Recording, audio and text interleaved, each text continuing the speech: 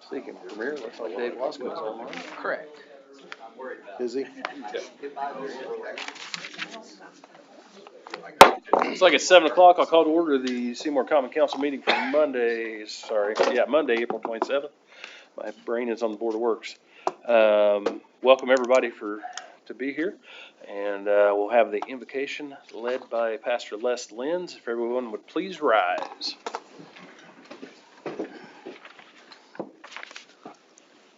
Father, we come to you this evening with hearts of gratitude for the protection you afford those who lead and consequently serve us. We appreciate the wisdom you bestow upon city council members and staff so they call upon you, the one who knows all, in their decision-making processes. Where abatements have been or are being granted, thank you for blessing those companies that they can keenly and genuinely profit the Seymour citizenry, perhaps even more than themselves.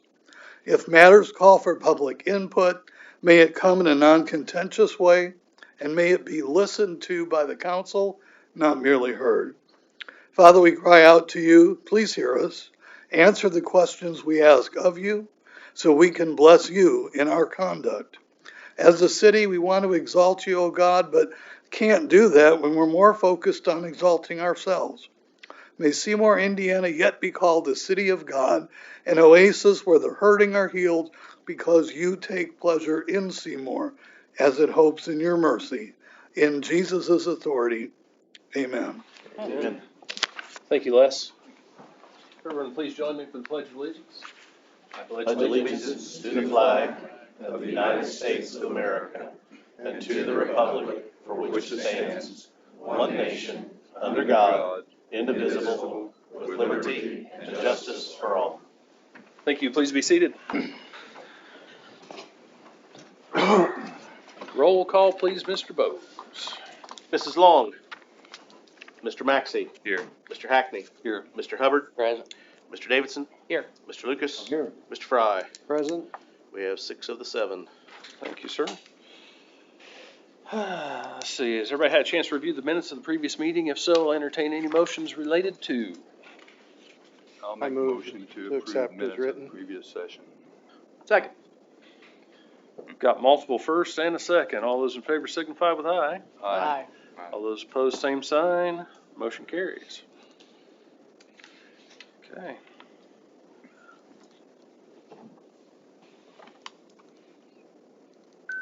Reports from committees, boards, and commissions. Mr. Bowes. Reports, Mr. Maxey. Yes, Planning and Zoning Committee met just a few minutes ago regarding ordinance pertaining to RV and camper parking at houses. We decided to make no changes at this time.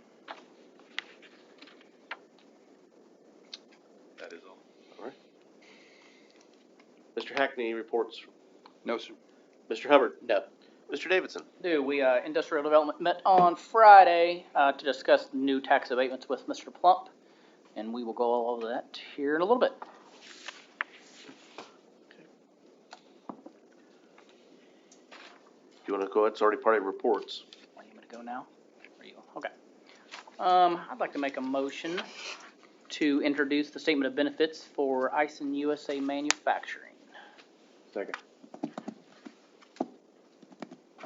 Mr. Maxey. Yes. Mr. Hackney. Yes. Mr. Hubbard. Yes. Mr. Davidson. Yes. Mr. Lucas. Yep. Mr. Fry. Yes. We have the statement of benefits for Ison USA Manufacturing, Cummins Incorporated, Valeo North America, and Walmart Stores East. Do you want to, hold on, we want to do all the statement of benefits? We can do all the statement of benefits at once, and then, you got doing that, Jim? Let's do all the statement of benefits. Okay. All right. Well, thank you, Jim Plump with Jackson County Industrial Development Corporation. We have 4 requests this evening, and actually from 4 of Jackson County's largest taxpayers, including the top 3. I know that's always a question and the misunderstanding of tax abatement, but I think it's important to note that these companies tonight are among the highest paid taxpayers in Jackson County.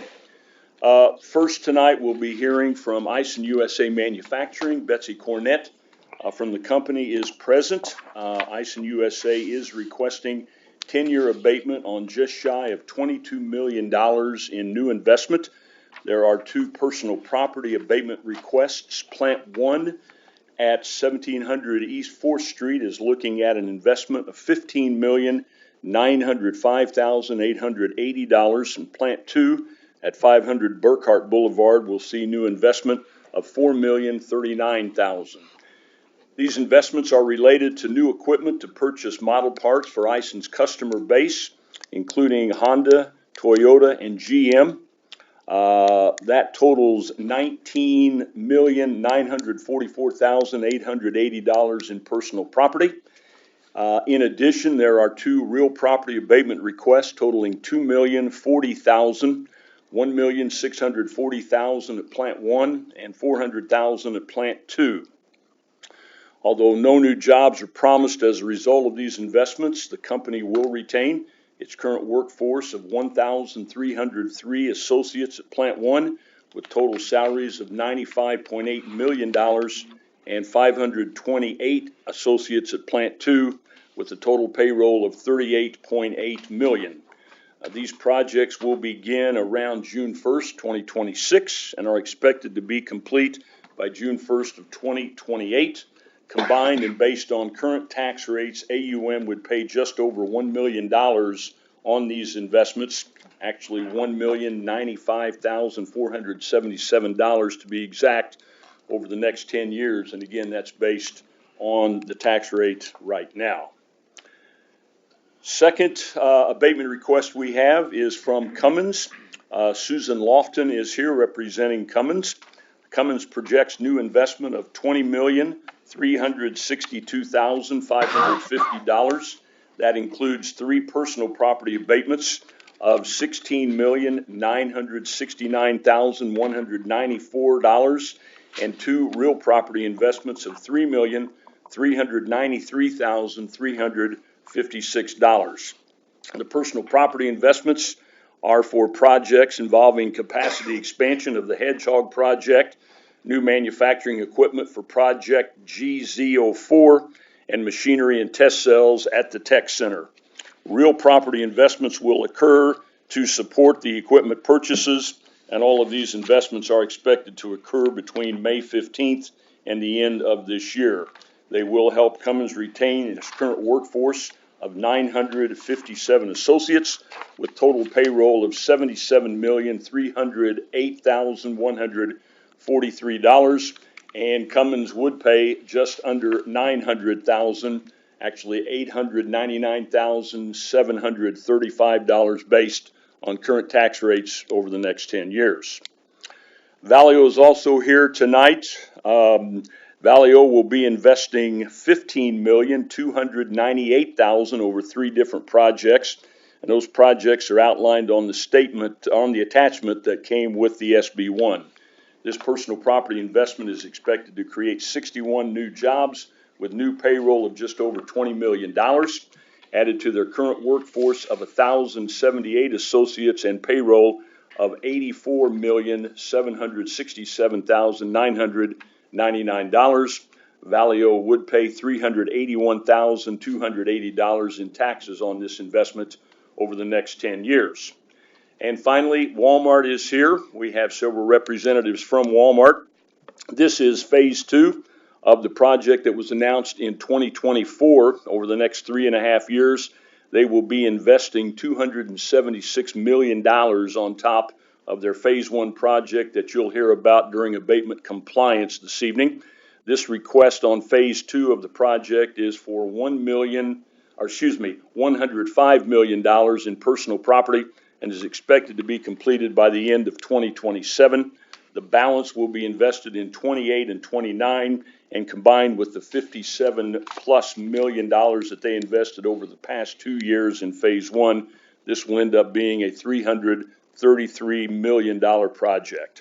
It will allow the company to retain its current workforce of 937 associates with an average salary of $58,000, and in terms of annual payroll, 58,000 times 937 is $54.3 million, and that does not count Walmart Transportation that has an additional 315 associates here at their Seymour location.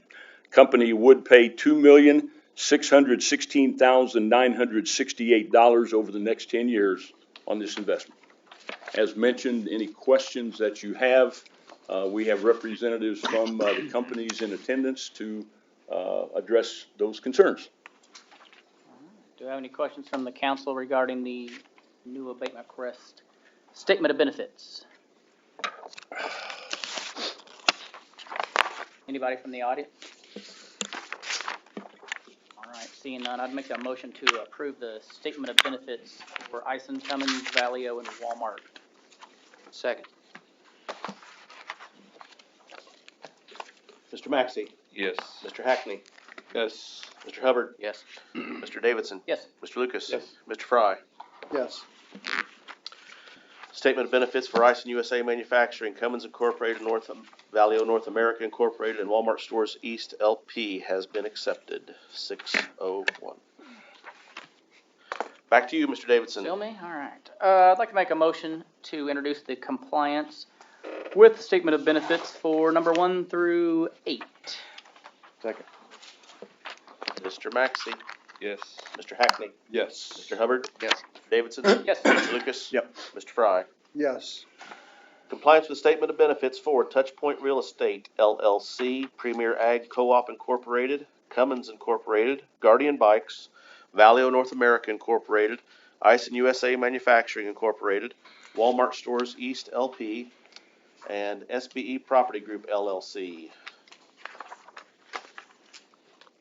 Okay, we will start, I believe, the first one is Touchpoint Real Estate, that's DBA, the Royal Group at the Eastside Park. Jennifer Penner is here. The company has abatement compliance on 2 real and 3 personal properties. The older real investment was projected at $198,745 and came in slightly higher at $198,981.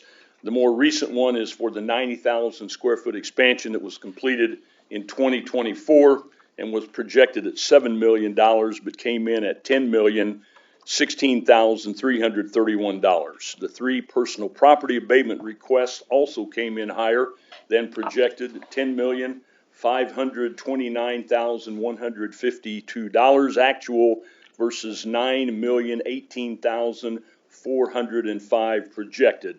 Jobs continue to increase. The company now employs 99 with a payroll of over $5.8 million.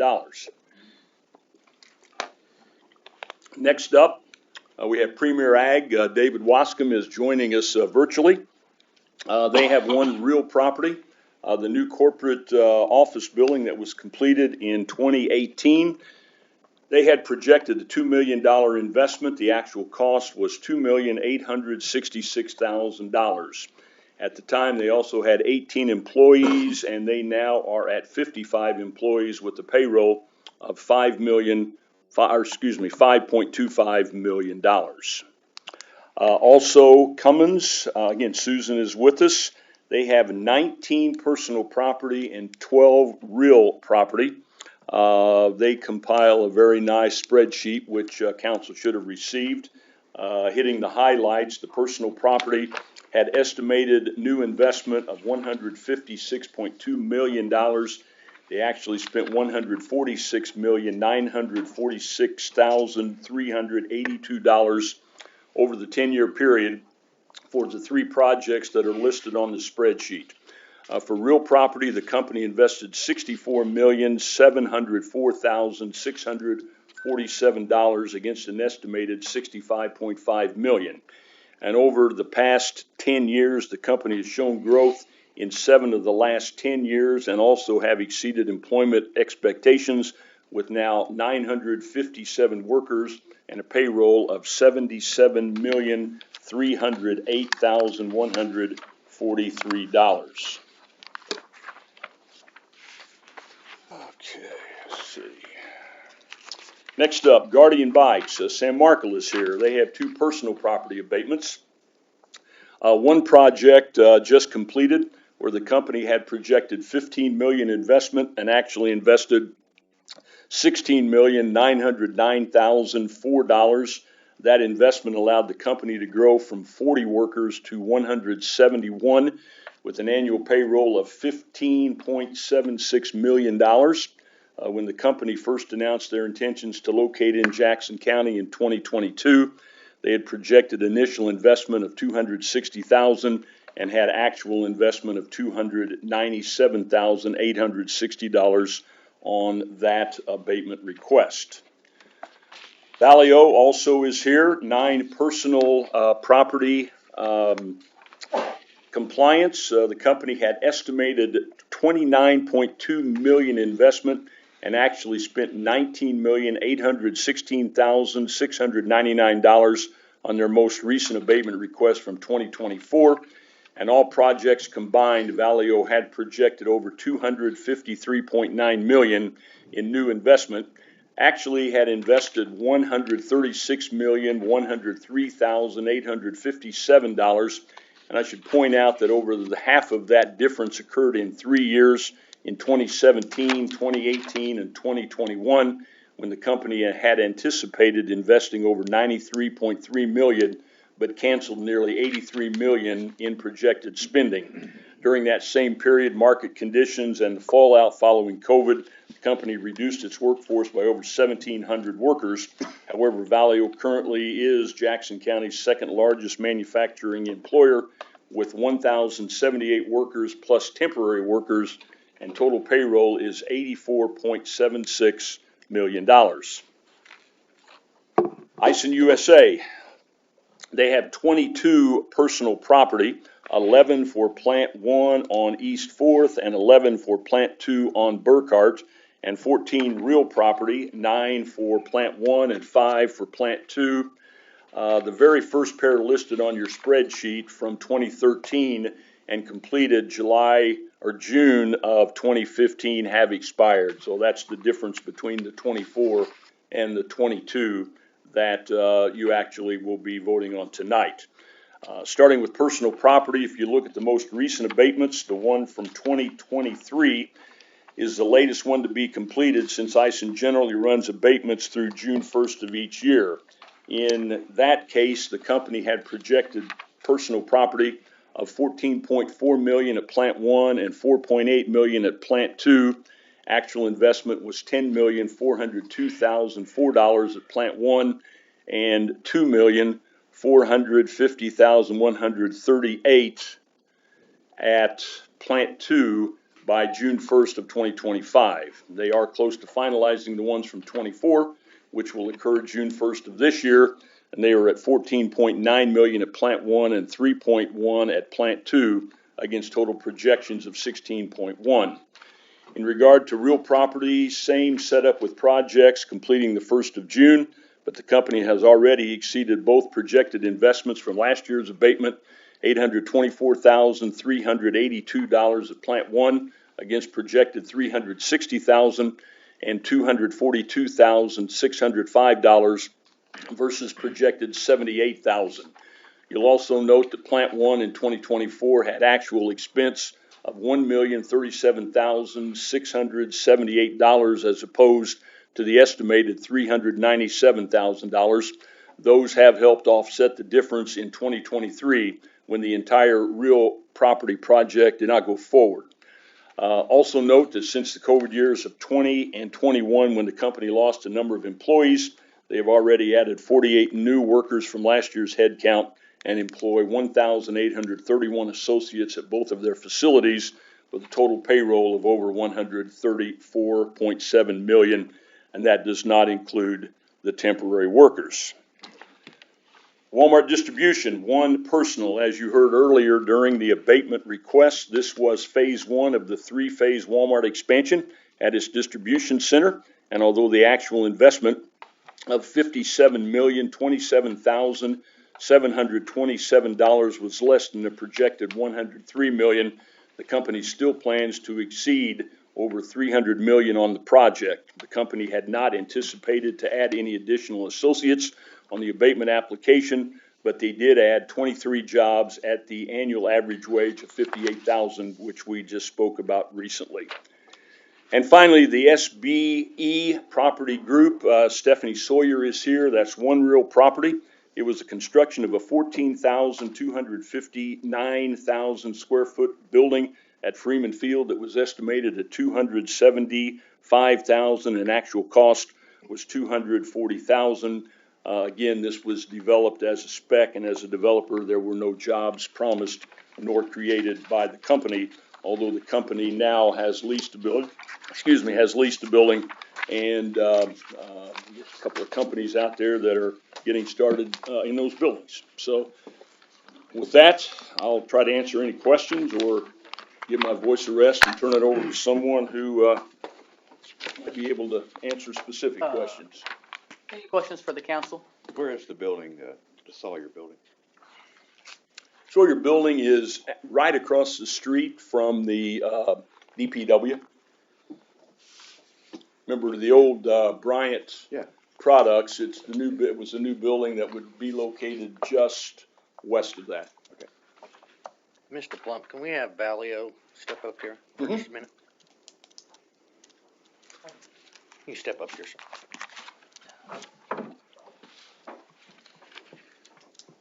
At any time this year, are we projecting any more job losses? Because it seems like a rapid decline, which I understand why, but are we still expecting more? So we had some job decline in December because we have two projects which ended and they are end of production. And we start to grow again in September. We have one new project which we start production in September. So we start to hire again. And currently we have about 25 open position for structure people. So we are still hiring now. Thank you. Do you foresee your employment getting back up to what it was before? Probably not. Probably not.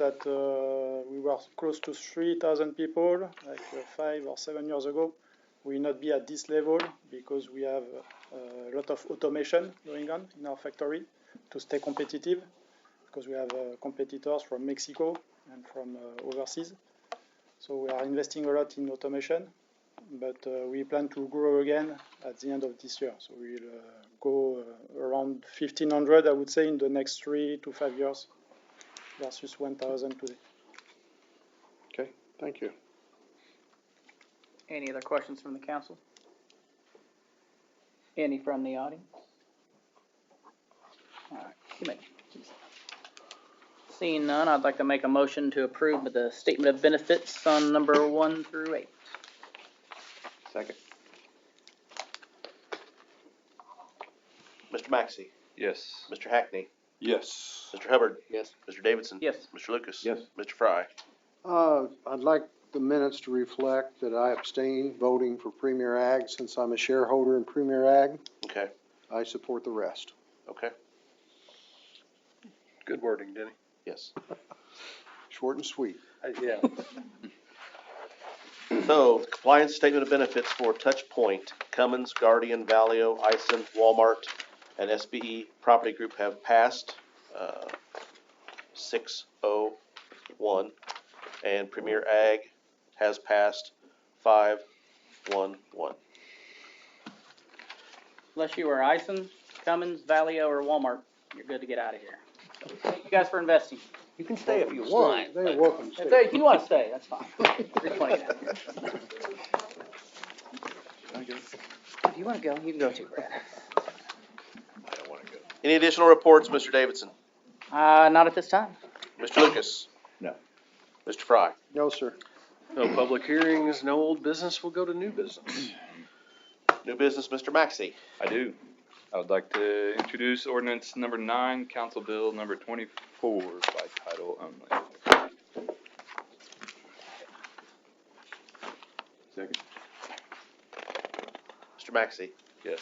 Mr. Hackney? Yes. Mr. Hubbard? Yes. Mr. Davidson? Yes. Mr. Lucas? Yes. Mr. Fry? Yes. Introduction of ordinance number 9, Council Bill number 24 for 2026. An ordinance to rezone property located at 6693 North County Road 1000 East, Seymour, Indiana. Planning and zoning, Mr. Maxey.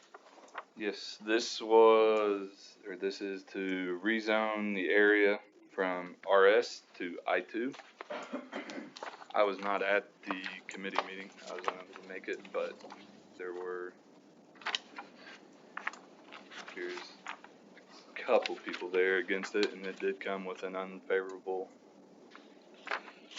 vote to move forward with. What was the vote on that? Do you remember? I got it Two here. nays. 2 ayes, 8 8-2, nays. and 2-8. What was the issues for the 8 nays? a lot of the issues came from increased traffic through the area, concerns with that. There already is signage there, and I guess their concern is lack of enforcement on this, on the signage. Correct me if I'm And wrong, that's in the 2 mile fringe, don't it? Yes, so that is county territory, this is the sheriff's department, correct? Yes. It is, yes.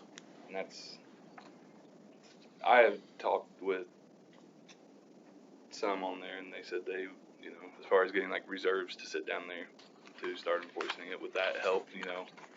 How long would it take after you start writing tickets with that? So I think it's like a lot of things, it's gotta be, sheriff's department in this case, you know, it's gotta be notified when it's happening. I did have chief look into that though, to kind of give us a idea of what it looks like, and I mean, he can share those if you'd like him to, so. I have seen, trucks back down that street because they couldn't get around that curve, so. It's, yeah, very tight through there, but also it's, I think enforcing what's there would definitely improve that. So there, Yep. there is enough right-of-way there that future development could cure that situation?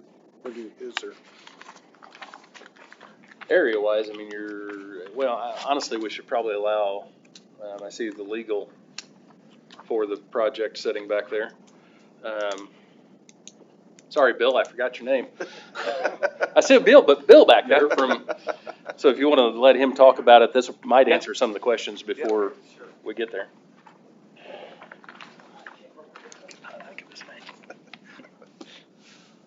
Good evening, I'm Bill Brayman with Lorenzo Beavers, Brayman and Connell. I'm here tonight on behalf of the property owner and the applicant, which is 10 Foot Rim LLC. This property is at 6693 North 1000 East. It's basically the field that backs up to the interstate on the west side of the interstate.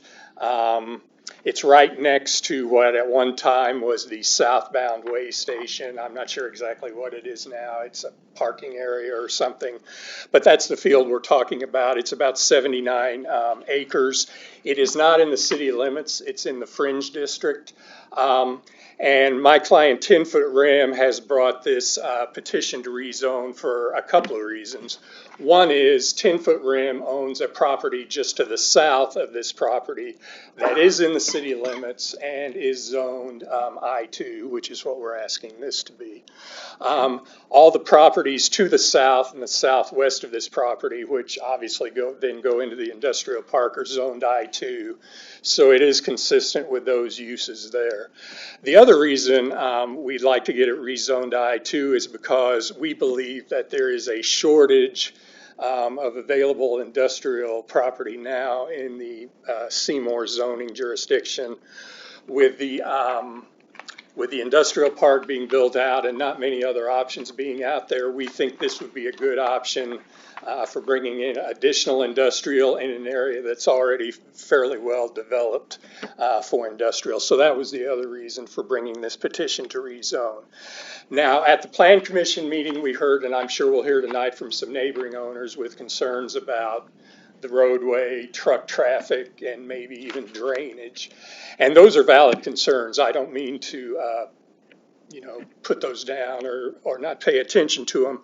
But I don't believe this is the proceeding where we deal with that. I think in this proceeding you decide if what we're asking for is the proper zoning of the property given the comprehensive plan and its location and for economic development in general.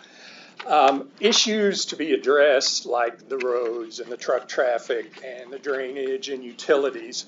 There's a procedure in the city zoning ordinance that if you do rezone this to the I-2 district, basically any proposed development on this property that has a building of at least 40,000 square feet would have to get development plan approval from the Plan Commission.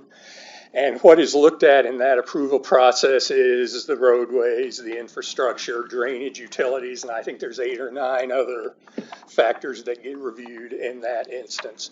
So it would seem to us that that's the better place to evaluate that when you do have whoever the ultimate developer of this site will be has a plan to present.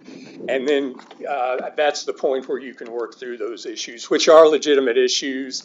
Obviously, that being a county road up there, probably the county's going to have to get involved somewhere or another. I don't pretend to know how all that would work, but that would be the procedure we think to address the valid concerns of the neighbors and work something out with the proposed use that's coming on the property. So we would respectfully request that the council rezone this property from single family to I-2, and I'm happy to try and answer any questions that anyone may have. Are there any plans, I mean, as far as what's?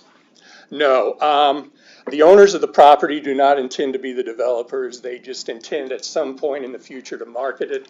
There is no buyer waiting in the wings. There have been no discussions with any potential buyers. So this is probably, long-term down the road, I would say.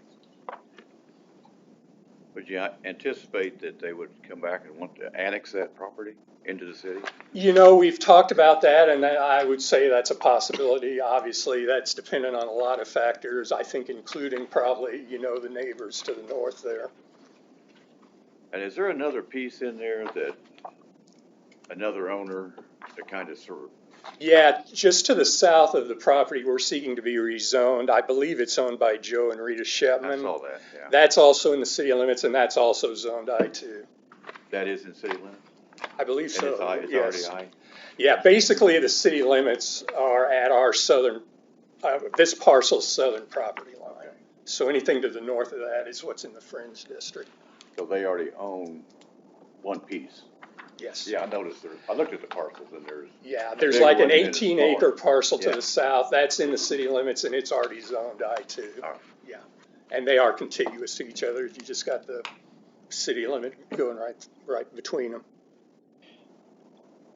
So Greg, Anytime, go ahead. go ahead, sir. Anytime somebody comes forth to zone something commercial, it's always the same discussion, the roads, the drainage. Sure. Is there any history of drainage there that would be a concern? One of the owners at the Plan Commission meeting mentioned something about drainage and sometimes water got over onto their property. I'm not sure exactly what that issue is, but obviously, if it gets rezoned to industrial and is developed for an industrial use, there's several drainage requirements that the city has that would have to be complied with. And I would think, to the extent there's a drainage issue now, that probably would improve the issue if it is developed industrial. But I'm not, maybe one of the neighboring owners that's here tonight can address that. But I know one of them did mention that in the Plan Commission meeting. Does there most likely have to be retention ponds for? I would think so. I just want to make sure I heard you correctly, because I went back and watched the Plan Commission about this, and your first comment was you weren't able to say. Now your comment is there is no plans for a developer in this property. Because your Not at the present time, that's correct. Because your comment at the Plan Commission was you weren't eligible to disclose that information. I think I said that at the Plan Commission as well. I think what I said at the Plan Commission that I couldn't disclose was who the members of the current LLC were. I thought that's what I said. If I misspoke, I apologize. Thank you.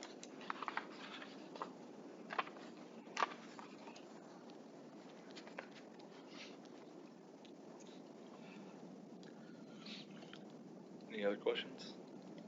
County, or from council? Any from the audience?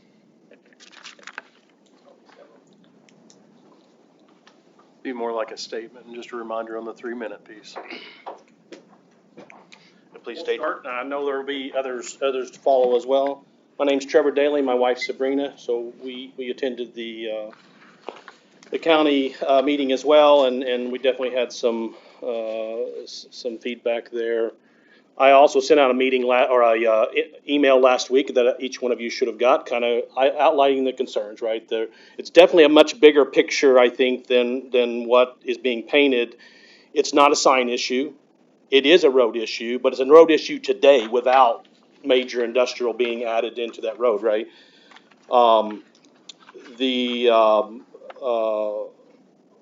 problem with, we're a residential area right there, right? There's, in a quarter-mile radius there, or quarter-mile diameter, there's roughly 30 houses, right, in that area. There's children, there's older folks. It's an area where you see children continuously are playing around there. The houses are all very close to the road, right? So when semis and dump trucks right now that are doing the construction go by our house on the corner, it rattles the windows, right? It's continuous already, and that's just temporary construction. So the impact of zoning I-2 will be a major impact for our neighborhood. It's not just about the future. If we zone it I-2 now, right, you open the door. The door is an investor buys it, or a developer buys it down the road. They're like, it's already zoned. It's not my problem any longer, right? The attorney, right, he won't be around to face that consequence. The investor will not be around. It will be Seymour, it will be the county, and it'll be the developer. The problem is you've opened the door and you've already said it's already zoned I-2. And I-2 is a major development, right? They can put 24-hour business, right? Manufacturing, presses that would, like Bison, right? That would be pounding all hours of the night. You've got outside storage. And the community is relying on wells and septic systems today. There's no city water through there. I could see where if it was annexed in, right, that would be a potential improvement for the neighborhood. The problem is you have to pay for that, and we would have to pay for that. Right now, we have 2 wells. I don't want to pay for water, right? We have good wells. We'd also like to add in, the attorney said this brings more industrial space. Well, there's 500 acres at Freeman Field that's not being utilized. There's plenty of other industrial space that can be utilized before this gets taken over. Right. This is the meeting to discuss it, and I wish we had hours to spend, right? Because there's a lot of information before we can just make a decision to move forward.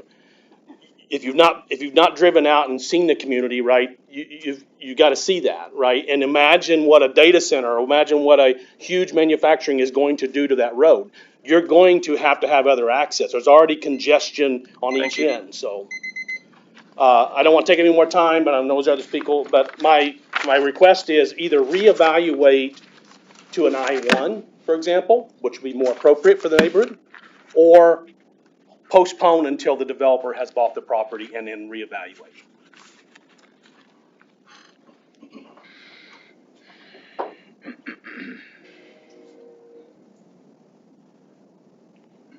Any others?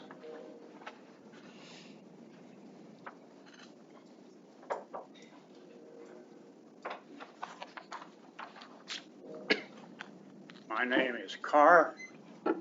This is my wife, Corrine.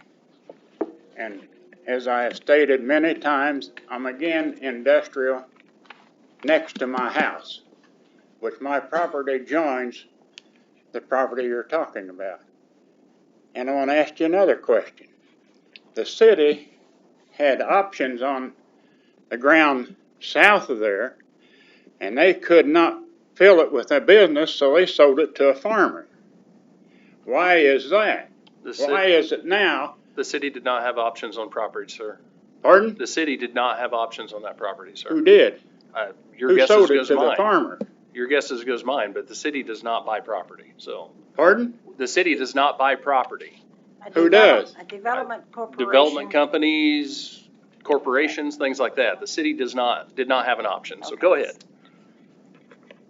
Well, that's what we heard. Evidently, we got the wrong information. That's the reason I wanted to correct you, was because the city does not buy property, so. Okay. Our property joins the property that is up for being turned into industrial. there are a lot of ditches across that property that drain on us. And if they put parking lots over there, then we're gonna have all that parking lot wastewater, gasoline, antifreeze, oil draining on us through our backyard. Our road will not support semis passing. It's got too many sharp curves, and that would be a problem. There's no city water, no city sewer, so if they put a factory there, all the sewage is going to drain into the ground and into our backyard, and we don't want it. And Enos Road can't handle cross-traffic semis. Thank you. You have anything else you want to say?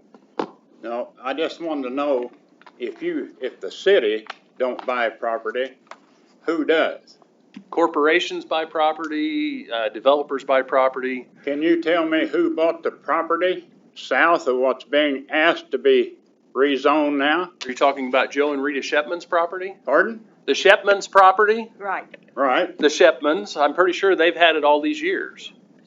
Yeah, I think they still own it, and they've had it for several years, sir. I just checked a while ago on the county map, and it's still owned by them, Yeah. Who's that? the Chapman family. Before that, some kind of development company had it, and Shepman's bought it back because they couldn't get an okay to put a railroad spur in there and turn it into somebody was interested in buying it. And that Now- may be true, but I've only ever known it to be the Shepmans, so. Okay, well, before yeah. that, somebody owned it. I wonder how we know it and you don't, when you sit on the committee. Because the city doesn't buy property. Pardon? The city doesn't buy property. Okay. Well, I ain't saying you do. That's the reason I don't know. I don't sit on the committee. Okay, That's the reason I don't know, sir, is because we don't buy property. I do know that. we're definitely against it. Thank you. Yeah, that's for sure. Thank you.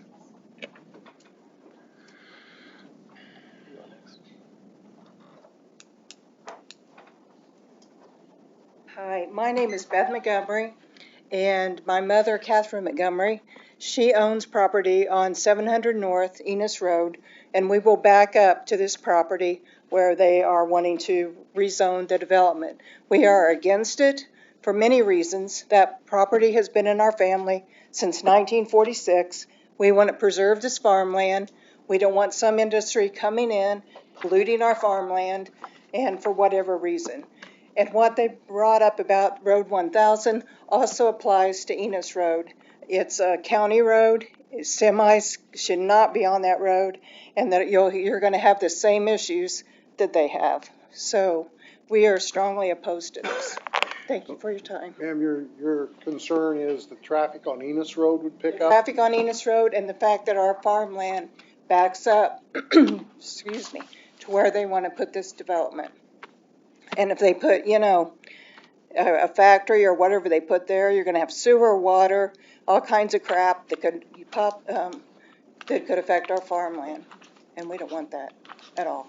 And I found that property was sold December of 2025 for $870,000, and I don't know who that owner is. I don't believe that's the Shepmans, so I don't know what about that. And then also on this tin roof place, when you Google that, you don't get anything. So I don't know. I worked for an LLC. I don't understand why their company doesn't come up. So anyway, we are opposed. Thank you. Are you right along the interstate? Yeah, 65 is right here, and we're right there on the Okay. corner. Okay. Yeah. Thank Does you. Buck Brooks farm some of yours? Yeah. Okay, Yeah, but I know where you're at then. He's a good guy. Yep, thank you.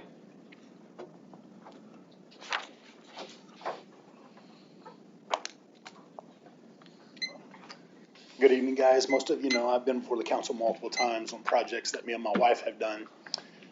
We live on 700. What's your name, sir? Sorry. We know that development happens, and Could you state your name? for the oh, record? sorry, Clarence Cornwell, Cornwell Thanks, Construction. We know that development happens, and there has to be progress in our city. But the statement that the attorney made when he came up here was basically, we have to do this, and then we decide how we do it. That doesn't make sense. That's called putting the cart behind the horse, and we're going to push the cart. That doesn't work. I called the county and I asked the county, I said, has this been brought to the county about the roads, different things? And I talked to my commissioner and I talked to somebody else at the county. This has not been spoken to the county about at all. The roads are too narrow, and each one of you really need to drive that road. I drive that road daily because I live there. We go to church there. I mean, we all drive that road daily. You cannot pass. I drive a full-size pickup, an F-350. The nature of my business, I have to have that side truck. My truck passing another truck will smack mirrors. We're asking to rezone a piece of property that we're going to bring heavy industrial semis, things to that road. Until that's resolved, there should be no semis on that road whatsoever. The people that got up and spoke that live on the corner, if I was them, I'd be sick of looking at the telephone box that gets knocked down weekly. You know, fortunate, I live on 700 across from the Montgomery property, so I don't have to see that daily. But it happens weekly. And you call the police department, you call the county, hey, this is happening. And their answer is, we don't have enough staff to set somebody there. We all understand that. So I would like to see the council say, hold up. Let's get something else on paper before we move forward with it. One other thing that the attorney brought up, and I believe Mr. Hubbard brought it up, I was watching the previous meeting, and the attorney brought it up. And if I'm wrong about this, I apologize. But I do believe the attorney said somebody was already looking at that property. And then today, the attorney says that's not the case. If the same corporation owns the property to the south of it, which is hundreds of acres, fine. Let's develop the property to the south of it. When we need that property, the roads will be fixed, and then we develop that property. That's all I need that's all I need. Thanks.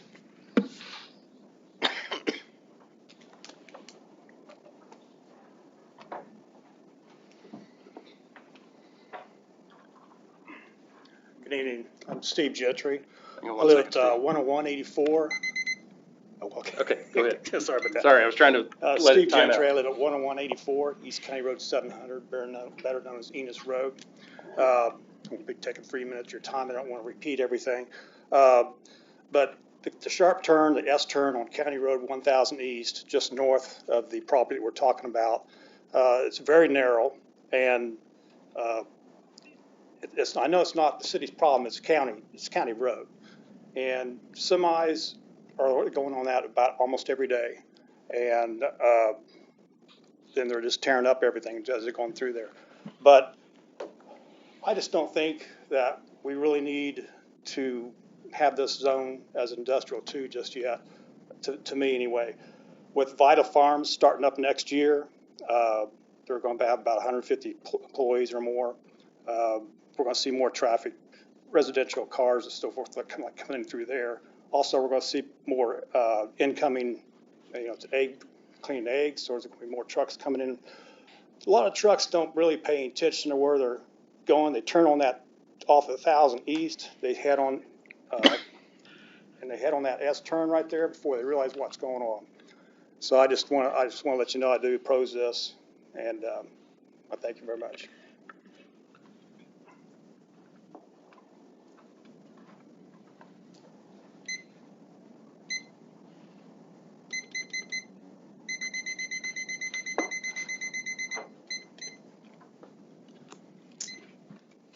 All set, sorry. I'm Tim Ship. I live on the corner of Enos Road and 1000 East, right on the north side of Enos Road. And I've personally pulled a couple semis out of the Daly's yard a couple times, so I've experienced this. We've heard about infrastructure a bit, and that was the preface to this discussion. All of that can be changed, and of course that's true.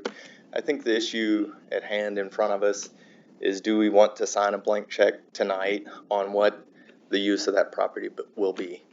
As we've heard from other companies in the city, they've invested a significant amount of dollars into Cummins, Valeo commercial property. We've invested a significant amount of dollars in our personal property, and it's hard to be agreeable to an unknown use, an unknown company, what the nature of the business is, and for that reason I'm against it.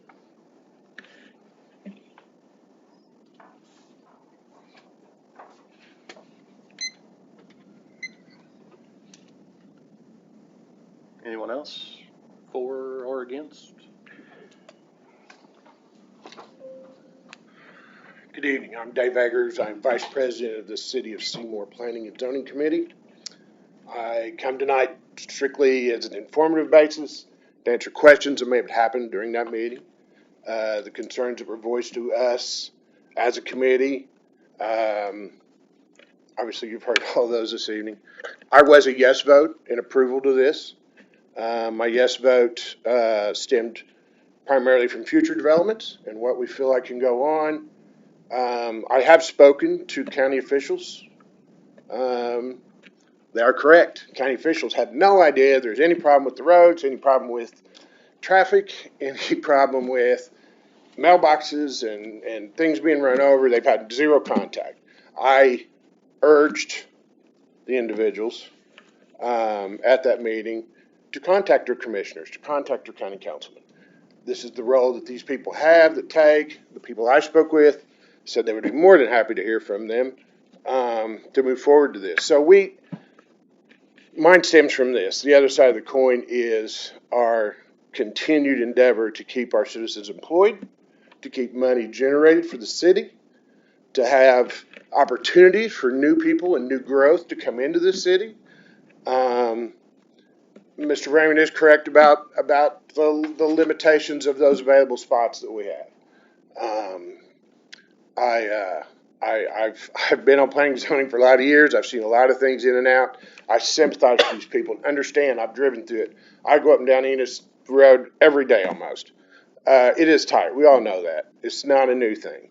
There needs to be remedies for that. But we all know also that as this planning moves forward and as the steps are taken and different boards and different things and a new buyer and a new investor and a new person or a new company coming into town, that all these things get addressed during those future meetings and appointments, and those concerns and the road concerns and drainage and water expansion. We all know this is a big water sewer expansion time. It's going all over town. It is slated for that eventually as well. So a lot of their concerns have been addressed, just not in front of those people. That's what I'm trying to say, I guess. But I would encourage them to contact their county council, to contact their county commissioners. They're willing and able to help. There needs to be additional signage. The signage is not adequate. There needs to be higher fines placed in that accordance with those semis doing that damage and moving in areas they don't belong. I do believe with an addendum to expansion would have to include some kind of road expansion and fix that crazy hairpin curve that is only there for drainage purposes. It's the only reason that curve's there, for drainage. So with the Vital Farms and the other developments in that area, I think it's an automatic match. So that's all I got. Anybody got any questions?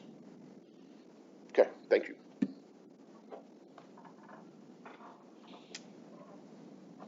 Anyone else? Sorry, Mark, I kind of took over for you. Back to you. Anyone else? About round two? Round two. I just want to follow up one thing. I'll do round two. Apologize for that.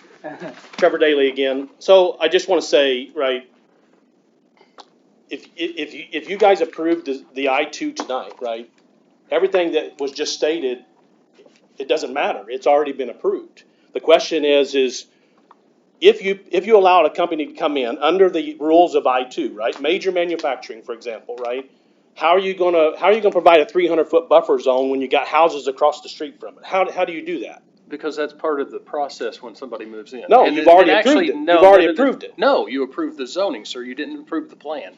And flip side, Listen to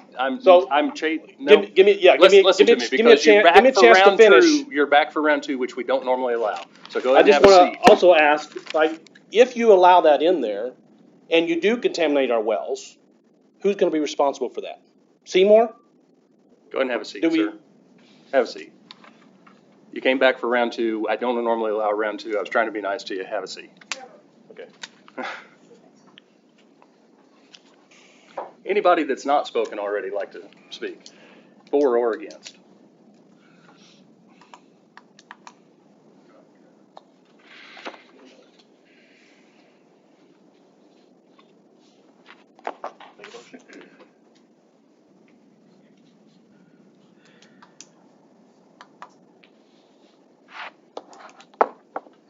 Making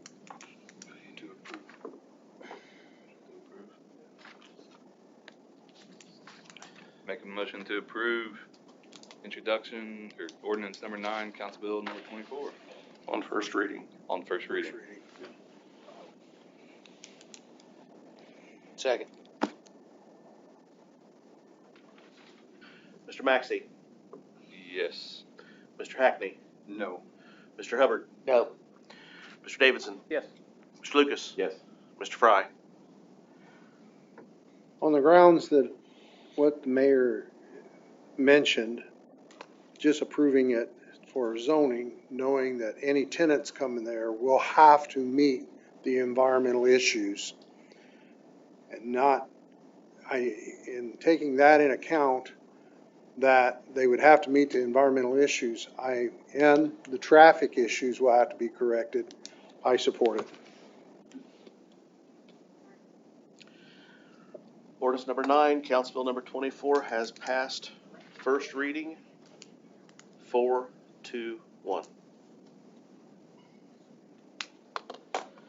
Any additional new business, Mr. Maxey? Mr. Hackney, No, sir. Mr. Hubbard. No.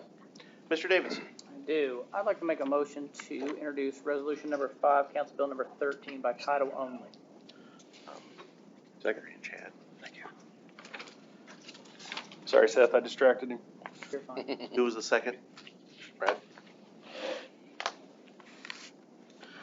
Introduction of resolution number 5, Council Bill number 13 for 2026, a resolution of the Common Council of the City of Seymour, Indiana, approving a tax abatement for Ison USA Manufacturing Incorporated for real estate improvements to be located at 1700 East 4th Street, Seymour, Indiana.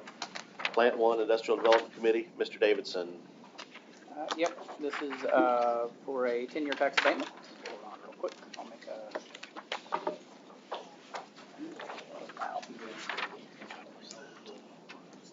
Just wait. Thanks, Jerry.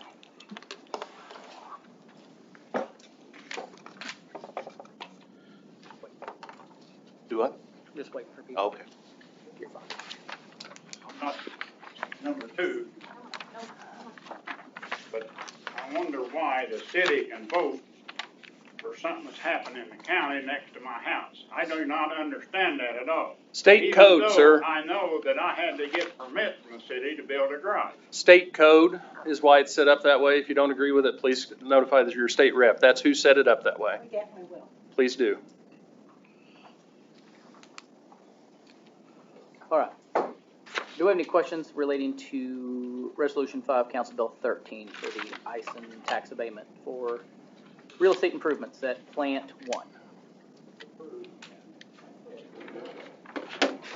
Seeing no questions, I'd make a motion to approve Resolution number 5, Council Bill 13 on first and only reading. I'll second it.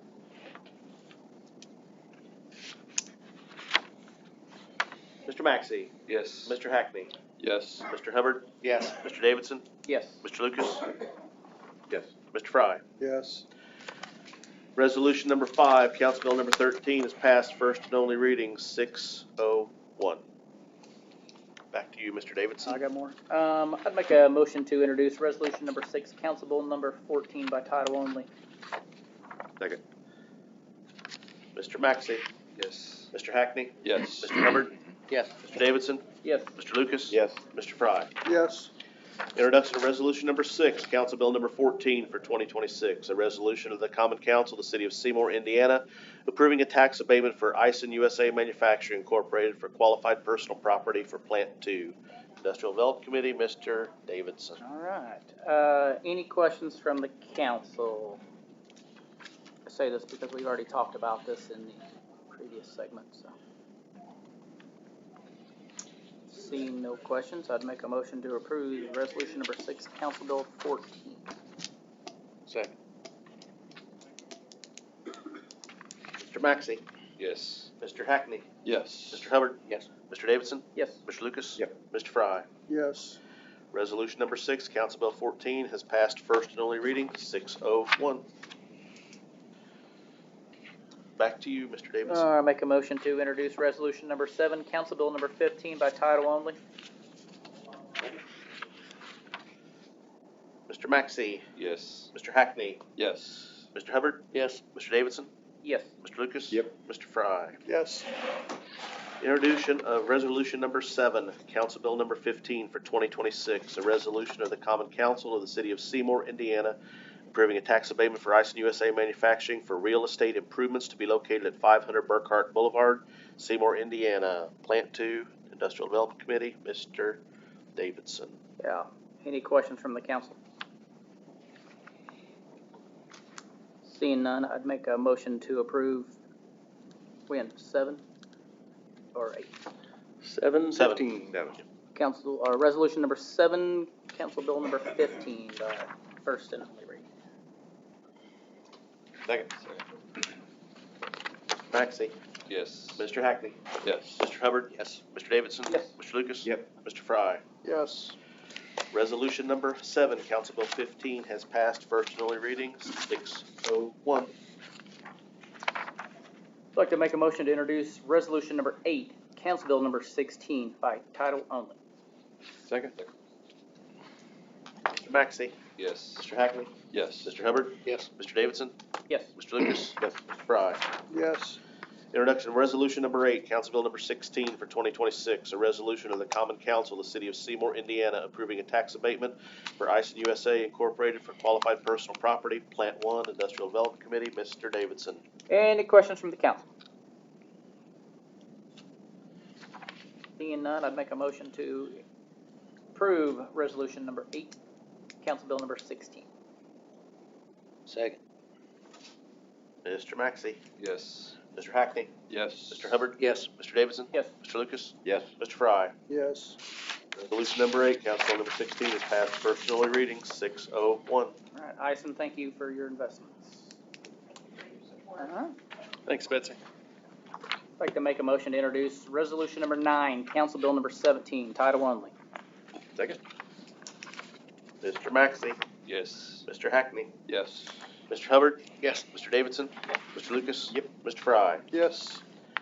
Introduction of resolution number 9, Council Bill number 17 for 2026, a resolution of the Common Council of the City of Seymour, Indiana, approving a tax abatement for Cummins Incorporated for real estate improvements to be located at 800 East 3rd Street, Seymour, Indiana. Industrial Development Committee, Mr. Davidson. Yeah, any questions from the council? Seeing no questions, make a motion to introduce resolution number 9, council bill number 17 by title only. Second. Mr. Maxey, Yes. Mr. Hackney, Yes. Mr. Hubbard, Yes. Mr. Davidson, Yes. Mr. Lucas. Yes. Mr. Fry. Yes. Resolution number 9, Council Bill number 17 is passed first and only reading, 601.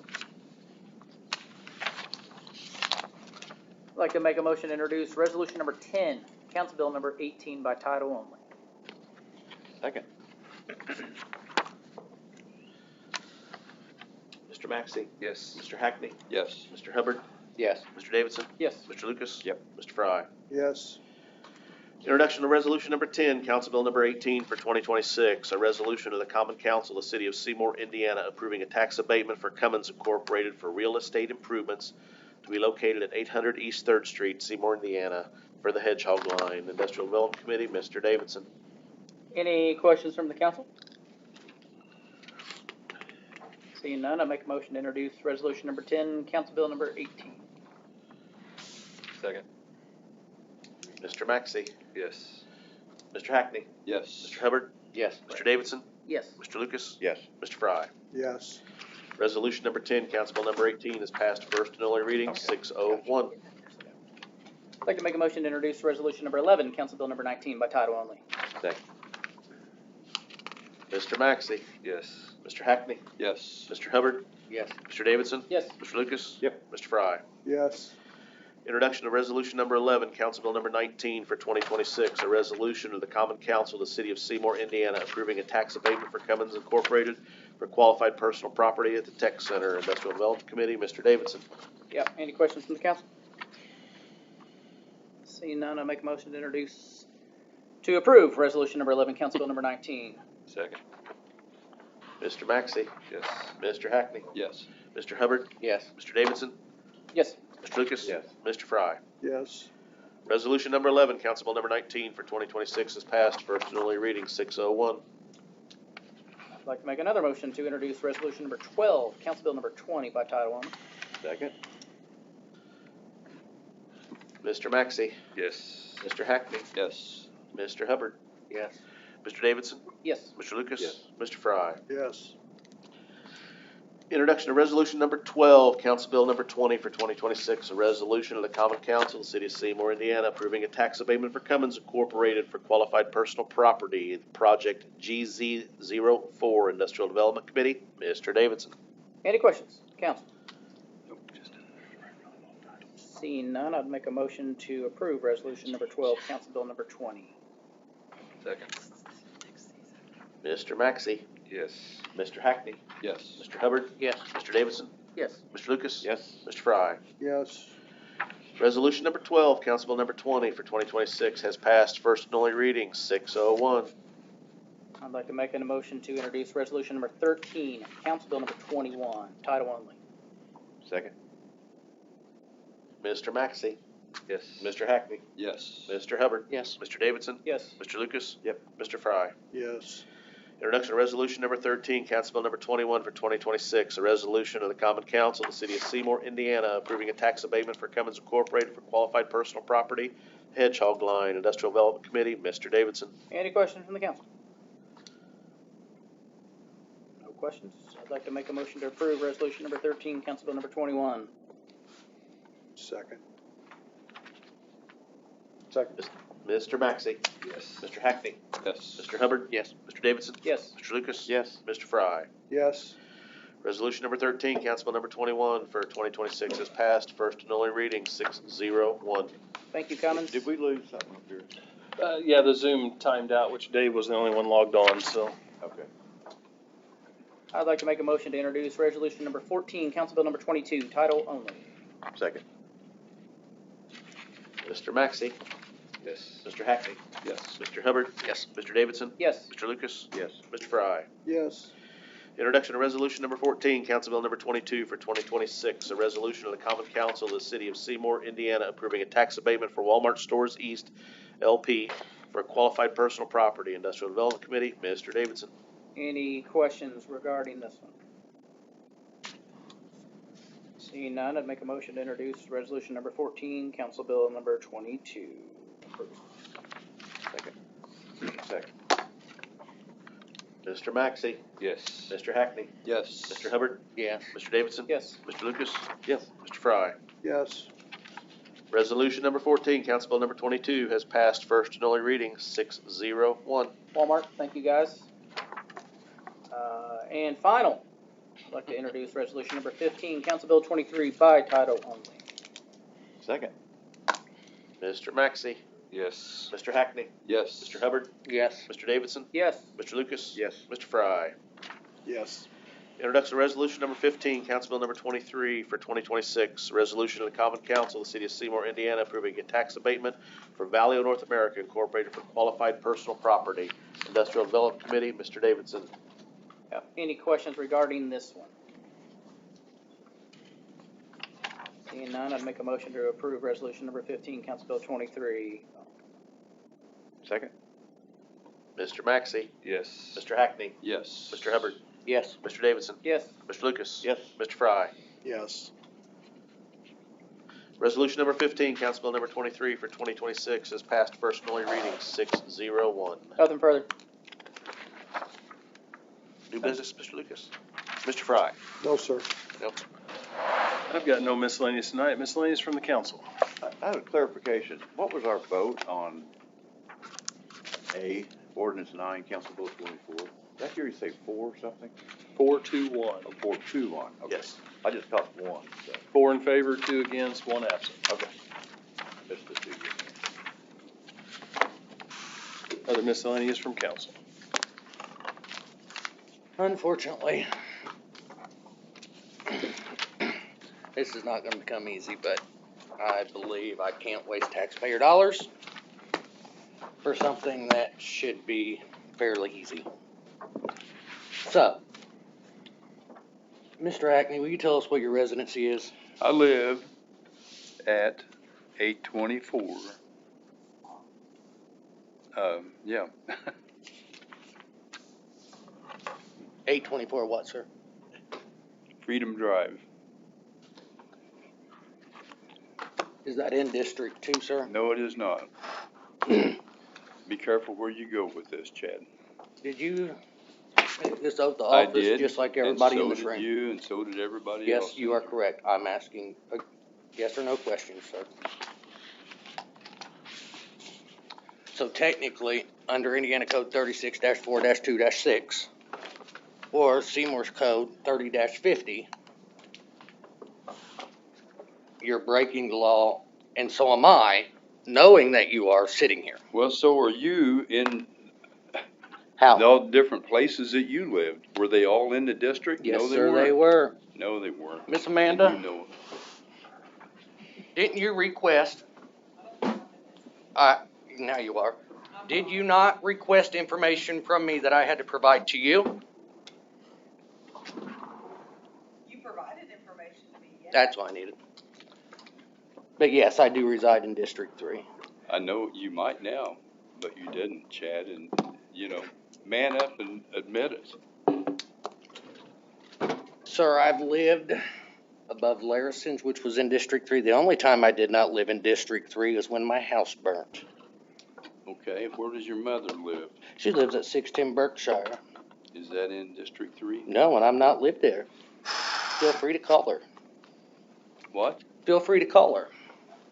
But I took this oath, and to faithfully do my duties, I can't sit here knowingly break the law. So what are you going to do? I'm making a motion to take a vote and not waste taxpayer dollars. How are you wasting taxpayer dollars? Chris, are we wasting taxpayer dollars in legal fees?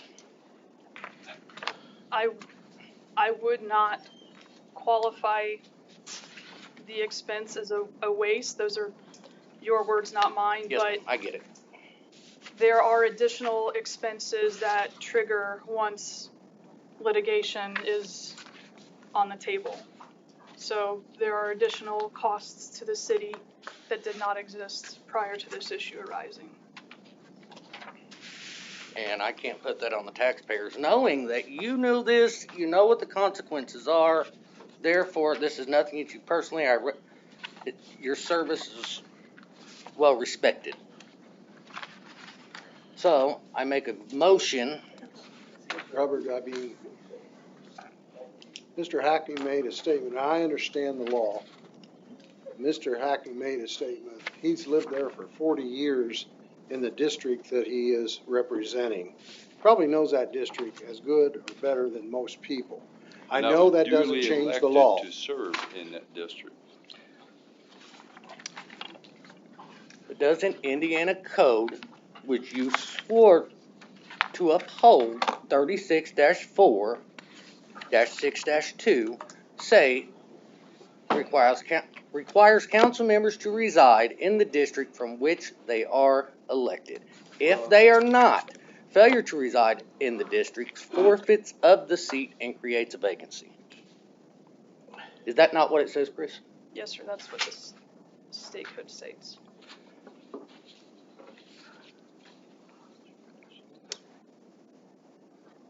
So me personally, we met here, we discussed some things, and I was hoping in the month period that something would change. And it hasn't. So I feel like I have to do the right thing and call for a vote and not put the burden on the taxpayers in the long run with legal fees.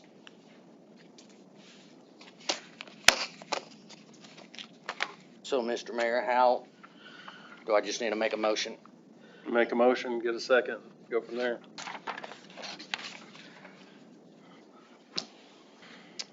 I make a motion to vote to remove Mr. Hackney under Indiana Code 36-4-6-2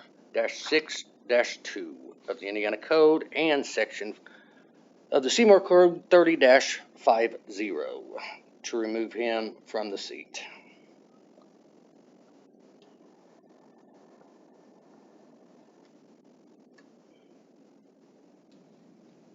Is there a second? I'll do a second. We have a motion and a second. Who seconded it?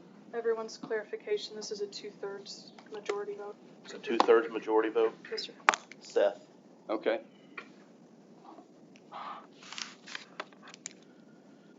2/3, so 4 of the 6 have to approve. 5 of the 7, because it'd be based on full number, right? Yes, sir. Okay. Full number, 5 yeah. of the 7.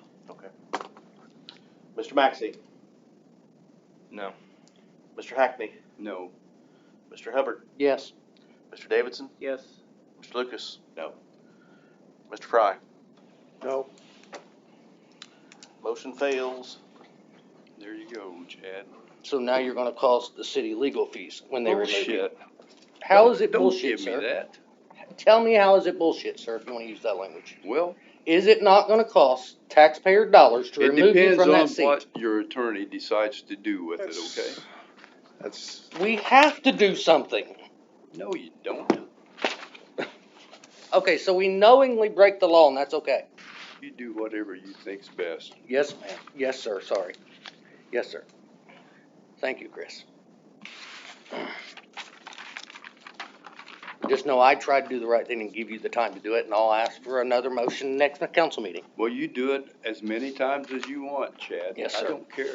You know, if this council doesn't want me on it, they'll vote me I off. never said I didn't want you on it. We have to follow the law. Back to you, Mr. Mayor. Any other miscellaneous tonight?